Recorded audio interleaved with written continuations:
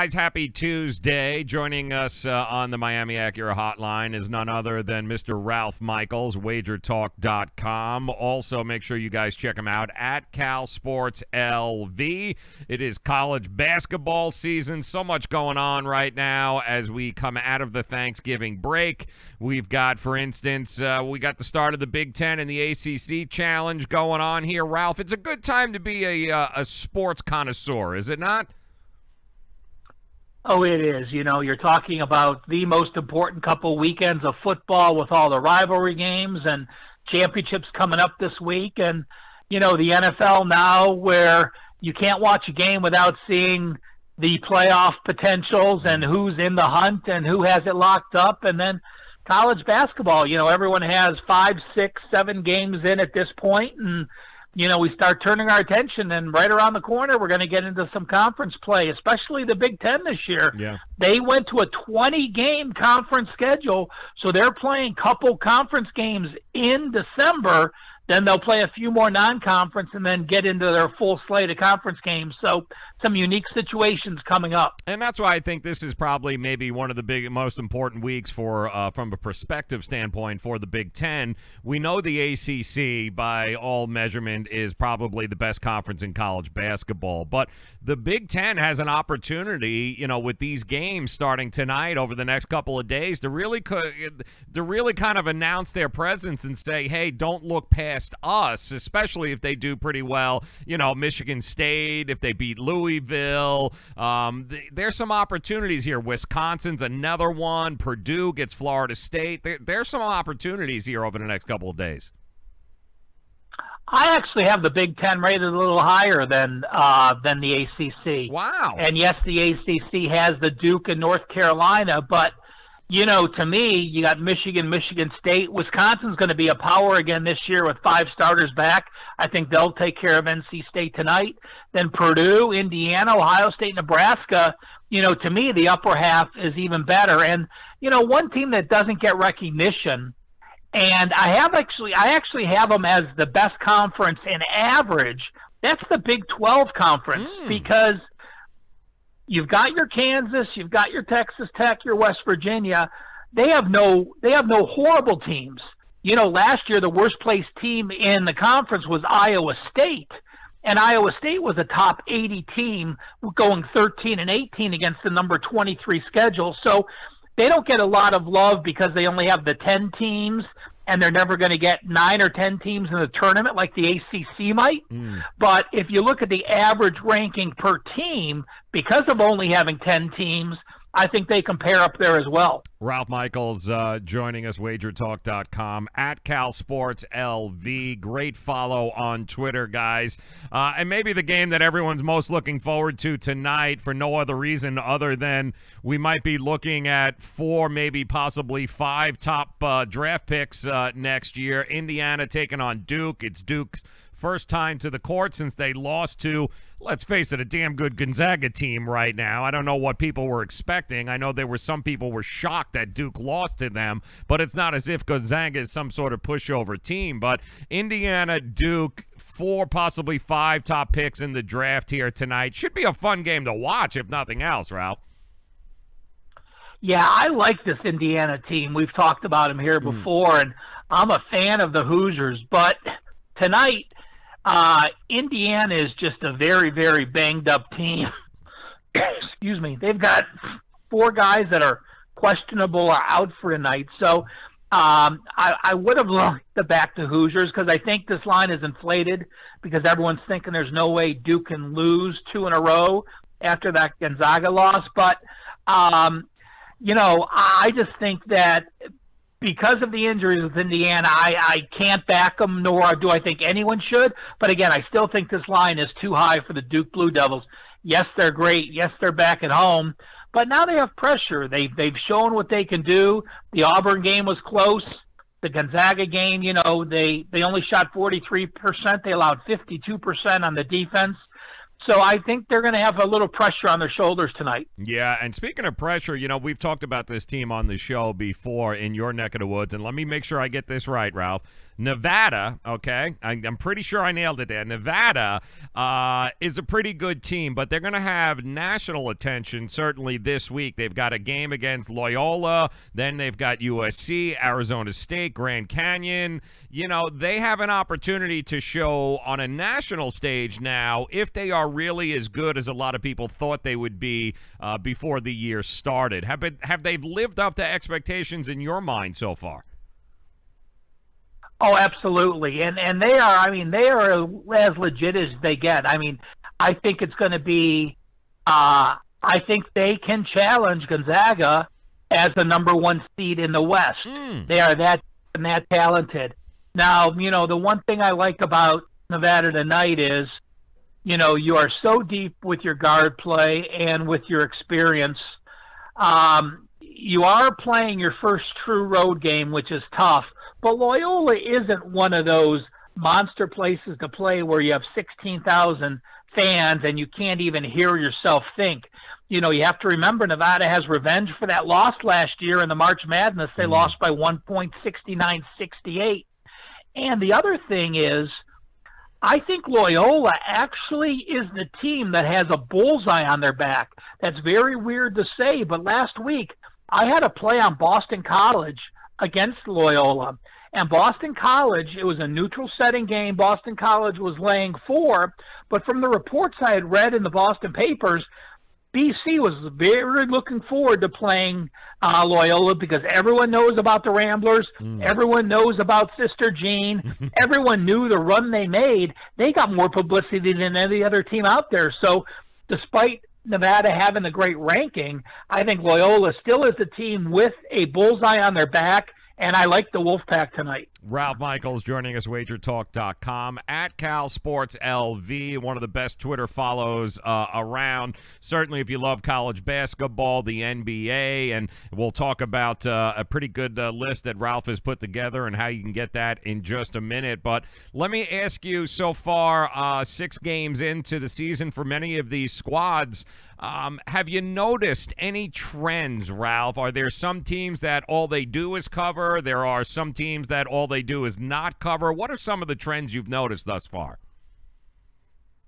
Well, I think when you look at the teams that are undefeated against the spread, and you would think more teams 6 games in are going to have undefeated records, but they don't.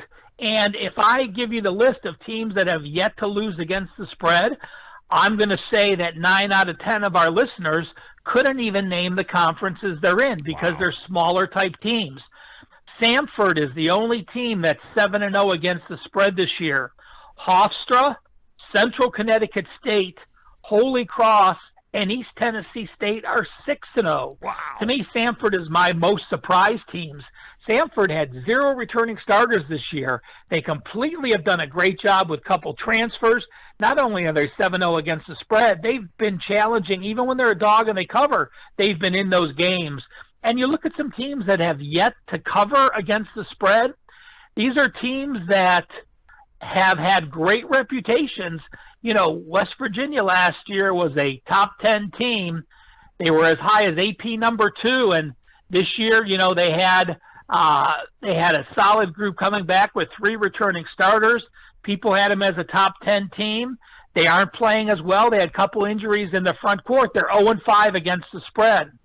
Middle Tennessee is another one. Middle Tennessee is one of those mid-majors that always impressed and always could have been close to being a team not being in even if they didn't win their division. Middle Tennessee 0-5 with a new head coach against the spread. And Iona also 0-5 ATS this year. Wow. So there's there are just a couple of head turners then for sure. And if it's numbers that you want, you know, WagerTalk.com is certainly a place to head to with some of the worksheets that you have available, Ralph. And I do believe even from an NBA standpoint, you've got something new for listeners that they can grab and download. You know, I did it last year, and it just had great success. And it's a 1-page per day NBA stat sheet.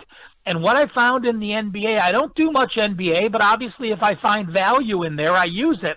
But this stat sheet gives you year-to-date numbers, of course, where you can find anywhere straight up against the spread, over, under, and then home or away. but it also gives you the last 2 weeks. And current form in the NBA is so important. Teams have their ebbs and flows. And by looking at just the last 2 weeks overall and then the home and away breakdown, you get some great surprises. You know, like the Detroit Pistons this year. Well, they're 10-7 on the year. But if you look at them the last 2 weeks, this is from today's stat sheet, they're 4-1 straight up, and they're 5-0 against the spread. Well, not only do I tell you they're 5-0 against the spread, I tell you that their average line has been plus 0.8 points per game. Their average score is 115.4 to 110, and at home they're 3-0 against the spread, an average line of minus 4.7. An average over-under line of 216.8, and an average score of 115.7 to 106.7. So a lot of numbers there, but knowing an ATS number is one thing. Right. Knowing what the average total, the average ATS line, and how much they've covered those by are just as important. So you can follow me on Twitter. I post it free daily, but if you want the entire stat sheet, which gives you today's games and tomorrow's game, so you can get a jump ahead, you go to WagerTalk.com, go to my handicappers page, and it's a free download every day. I want to talk, and that's just a great place to go. It's a great source of information. We talk about it all the time here on the show, how knowledge is power. And you head over to WagerTalk.com. You got nothing but knowledge there, free knowledge. If you visit the Cal Sports page over there, you'll get even more free knowledge. And he's a great follow also on Twitter, at CalSportsLV. It should be pointed out, too, Ralph, this time of year, you know, we're watching, and I know I've talked to a lot of people who watch college basketball, and we've got some teams that in these tournaments that played back-to-back-to-back nights, and, you know, December comes around, and what a lot of people don't understand, and they should when you're looking at these games, is these kids got breaks coming, they've got finals, they've got end of semester. The schedule certainly changes in college basketball with these players, and it's important to keep that in the back of your mind when you're looking at these games. Yeah, it is. You know, and I wanted our listeners to hear just some numbers. And again, it's not a great, it's not a tool that you're going to be basing a play on. But hey, if you like a team and these angles say to play that team, it makes it stronger. Or if there's a team you sort of like and this angle tells you not to play it, then, you know, it's a team you want to fade. But I never, ever base a play on a sole system or angle. Just use it part as your repertoire. And when I looked at teams that have 6 days or more of rest, usually there's a week in the year when the kids are on finals that they don't want them to play any games. They want them concentrating on their tests. And that's coming up here in the next couple weeks. And since 2014, I went back the last couple years, if you are on a game with 6 or more days rest and you're a home dog, a small home dog of 4 or less. So you haven't played a game in 6 days, you're a home dog of 1, 2, 3, or 4 points, you are only 57-84, 40.4%. You know, and is that logical? Well, I guess so. You're a home dog, which means the other team is better than you. You haven't played a game, so you might be a little rusty. And again, a 40% play over 4 years with 140 situations is a powerful tool. So again, with 6 days or more of rest, if you're a small home dog of under 4, you want to fade that team 57-84, 40.4%. Wow. Now, on the flip side, the exact opposite. Now, when you have a home dog of 4 or less, again, they're a team that is sizably worse than the other team because you're at home and yet you're a dog. But if you have a small home favorite, you're only flipping the line by a few points. If you're a small home favorite in the exact same situation, laying only 1, 2, 3, or 4, you are 107, 84-5, 56% to the positive. So again, you're at home, you're playing a team very similar to talent, you have the strong home court in your favor, and all you have to do is basically win the game because you're only laying 4 or less, a 56% play. Love that. That's the kind of information we're talking about. We need an edge as sports bettors. You need an edge. You're always looking for an edge when you make a play, and this is the kind of information that will help you do that. That's why we suggest you head over to @CalSportsLV on Twitter. All sorts of nuggets like this come out during the week with Ralph. It's one of the best Twitter follows there is. And I want to ask you about a couple of games tonight, Ralph, why we've got you. The first one is NC State taking on Wisconsin tonight. I believe it's a 9 o'clock tip. And to me, this is a battle of, the impression early on is that maybe the schedules aren't altogether the same between NC State and Wisconsin. Would you agree on that? I would laugh at that. I made this line 10 tonight, and it actually came down. And you look at the teams and you say, well, NC State is undefeated and Wisconsin has a loss. But when you talk the strength of schedule that teams have faced, there are 353 teams in Division I college basketball. North Carolina State has played the number 353 strength of schedule. Your opponents, Mount St. Mary, Maryland Eastern Shore, UNC Asheville, Maine, St. Peter's, and Mercer.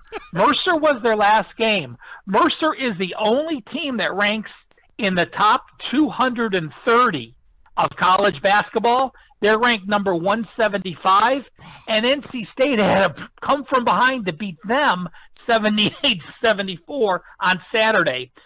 And then one of the most important trends is not only has NC State played the weakest schedule, all 6 games have been at home.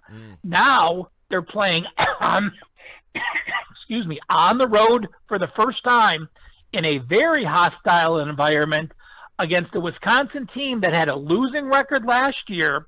So people may not think they're the same Wisconsin team of old, but they are. They have a top 10 defense. They have 5 returning starters. They've already beaten Xavier, Stanford, and Oklahoma all away from home. And they're off a loss in their last game against Virginia, which I had as my number 1 team coming into the year, and they lost that game by 7. I think the Badgers, this is a blowout for me. Minus 6.5 currently is what Wisconsin is. I think it's safe to say Ralph definitely likes the Wisconsin Badgers in tonight's game. And just as I look here at Ralph on an updated line, we had talked about this game earlier. If you're just joining us, Ralph Michaels on the Miami Acura hotline. Duke is a 15.5-point favorite tonight against Indiana. But you had mentioned Indiana's a pretty beat-up team right now. But 15.5, does that number seem a little too much for you, or is that number right about where you think it should be given the circumstances? Well, it opened 14.5 and it's gone to 15, and I think it's a situation where there's times that if you like Indiana, when you have that many players banged up, they have 4 people on their injury list and you don't know if they're going to play. If you don't have your entire complement going into Cameron, it's silly to back a team. So while I think the Duke line is too high, I also think that you have a bunch of young kids that thought they were going to go undefeated and are now coming off their first loss. Well, Coach K either gets them motivated and they can really put on a number here and perhaps score 100 points in a blowout, or perhaps these kids react a little differently and realize, well, we're still going to have to play the season. We're not going to be crowned the NCAA champions without playing a game. So, again, there's different motivations in this game, but with the line, I would have liked to back Indiana in this spot, but I just can't. Let me ask you, too, about, sometimes a weak schedule can fool the odds makers. Not always, but sometimes. There is a game tonight, East Carolina getting 5.5 against UNC Wilmington. And what they've had 7 games, and East Carolina has faced just one quality opponent. But these two teams, they face off against each other just about every year in non-conference. East Carolina 5.5 at UNC Wilmington over UNC Wilmington. I kind of like that play. I like the points in this game. What do you think? Well, the thing that concerns me for East Carolina is, you come in 4-3, and their offense has just been horrible. Offensive efficiency, they're 326, and they try to play fast. So when you have a team that tries to play up tempo and is bad on offense, you can really turn the game into a runaway. And East Carolina, as I said, strength of schedule, as you brought up, very, very poor, and they've only played one game away from home. That was a Georgia Tech game. They ended up losing that by 25, and then they lost to High Point on Saturday. High Point's another one of those teams that has surprised me. Tubby Smith is the coach at High Point. So while you may look at East Carolina and say, oh, he's fading East Carolina because they lost to High Point, and who the hell is High Point? Yeah. Again, High Point has surprised me in playing very well with their very high-profile head coach. So it's not a knock at all against High Point. I just think it's your first road game in 4 games. You've only played one other true road game, and Wilmington has played. They have an Eastern Illinois win that's bad. They've played a poor schedule too. Home losses against Greensboro and Stanford, but to me, I just think the game's going to be favored in their pace. Their offense is much better than East Carolina. So if I had to pick a side, I don't have any type of play on this. I would lean with Wilmington. Wilmington there. All right, Ralph Michaels, WagerTalk.com. That's where you'll find him. Also, Cal Sports LV. And Ralph, it's funny, as I look down this list, it's been known that usually schools that have really good football programs don't often have really great basketball programs, and vice versa. And I'm being told here that we're not giving enough love to what Buffalo has got going on, and the Bulls. Not only we know how great they have been in certainly in MAC play this year in football, but how about what this Bulls team has been able to do? I think they just beat West Virginia. Who'd have thunk it that Buffalo, not only a quality football program, but maybe possibly a quality basketball program at the same time? Yeah, well, they are a legitimate top 50 team, meaning that if they didn't win the MAC, they very well could get an at-large berth. Wow. You're looking at a situation where, yes, the West Virginia game. West Virginia had a couple players injured that game, and they won in overtime. So I don't give them, we talked about West Virginia being 0-5 against the spread. I don't give them the credit for that. And their other wins haven't been great. I mean, they beat Marist and Dartmouth and Southern Illinois, not a bad schedule. But the players they have, you're going to see C.J. Massenberg, who is one of the top players in the country. He's a 6'3" senior shooting forward, and the way he's playing this year, he's really leading the team. He missed one game, but he had 43 points in that West Virginia game, scored 21 against Marist. He's a guy that can lead the team. So Buffalo, clearly one of the best mid-major teams. Buffalo clearly is going to have a record in that 27-5 range, wow. 30-3 range. They're going to lose to Syracuse. They're going to lose to Marquette. They play both of those on the road coming up December 18th and 21st. But other than that, they may run the table and only have 2 losses. If that's the case, it's rare. We've seen it happen year in and year out. St. Mary's got left out last year. If you're not a Power 5 team, it's rare you get 2 teams in the tournament, besides maybe the Missouri Valley Conference. Right. But I think Buffalo can be one of those teams if they don't win the MAC tournament. Wow, there you go, Buffalo fans. All right, Ralph Michaels, WagerTalk.com. He joins us again on Thursday for our college football and NFL preview show, but make sure you guys head over to WagerTalk.com. Check out his handicapping page there, Cal Sports. More importantly, head over to Twitter. Make sure you follow him. One of the best follows there, at Cal Sports LV. Ralph, always a pleasure, my friend. Whole lot of games to just buckle up and hold on over the next couple of days, but you hang in there. We'll talk to you again on Thursday. Joe, thanks, bud. We'll talk to you in a few. You got it. Ralph Michaels, WagerTalk.com. Make sure you guys head over there.